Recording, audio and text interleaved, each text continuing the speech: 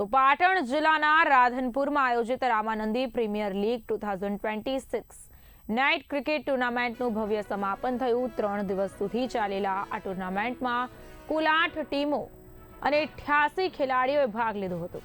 Final મુકાબલામાં કેસરી નંદન 11એ 31 રનથી ભવ્ય જીત મેળવી ચેમ્પિયન બન્યું, જ્યારે પવનપુત્ર 11 રનર્સઅપ રહ્યું।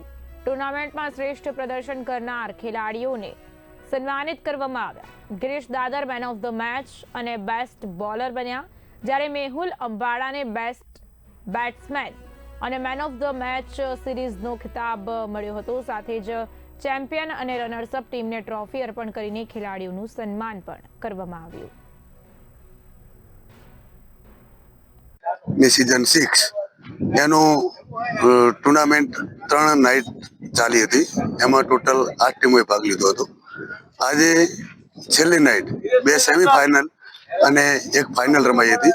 એમાં ફાઇનલમાં કેસરી નંદન જેના કેપ્ટનસી ગિરીશભાઈ દાદર અને પવનપુત્ર જેના કેપ્ટનસી બજરંગભાઈ જાખેર બંને વચ્ચે ફાઇનલ રમાઈ હતી।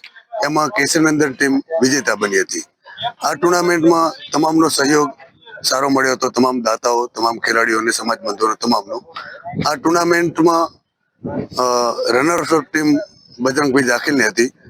આ ટુર્નામેન્ટમાં સૌથી સારું પ્રદર્શન જે કહેવાય બેસ્ટ બોલર એ કેસરીનંદનના કેપ્ટન ગિરીશભાઈ દાદર હતા। બેસ્ટ બેટ્સમેનમાં મેહુલભાઈ સાધુ જે અંબાડાના વતની છે, જેઓ કેસરીનંદન ટીમના જ છે, એ હતા। અને જે મુખ્ય ટ્રોફી કહેવાય રામાનંદી પ્રીમિયર લીગની મોસ્ટ વેલ્યુબલ પ્લેયર એ મેહુલભાઈ અંબાડા જે ગિરીશભાઈ દાદરની ટીમના હતા, કેસરીનંદન 11ના। પ્રીમિયર લીગનું આયોજન કરવામાં આવ્યું હતું 3 દિવસ। એમાં 8 ટીમોએ ભાગ લીધો હતો, જેથી 88 ખેલાડીઓ હતા, 8 કેપ્ટન હતા।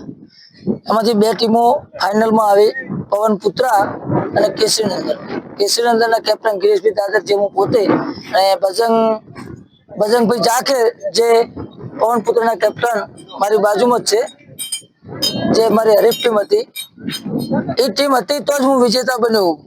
બરાબર, એ પણ હારી નથી, હું પણ નથી હાર્યો। બંને ટીમો વિજેતા જ છે અમારા માટે।